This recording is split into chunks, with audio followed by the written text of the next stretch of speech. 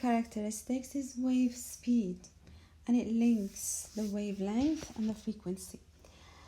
Now, speed is how fast the energy is moving, not the particles. We're not talking about the oscillation of single particle in the wave.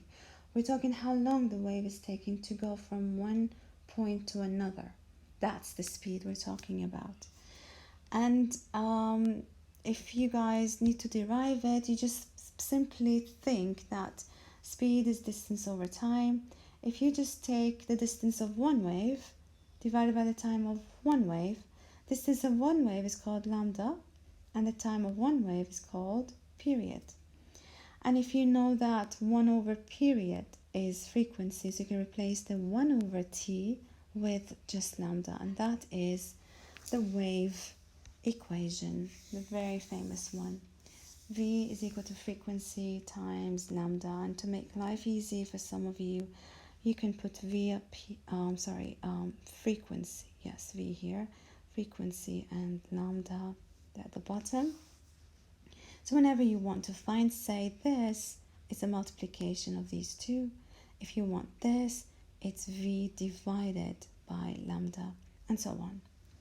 Now, the important points for you to consider, guys, when you think of waves, the first thing, speed of wave only depends on the medium. So if you think that if you have a rope and you are shaking it from one end and the other end is fixed, or maybe not fixed, it's easily or freely moving. Anyway, the point you're shaking, if you shake faster, you're really making the frequency higher.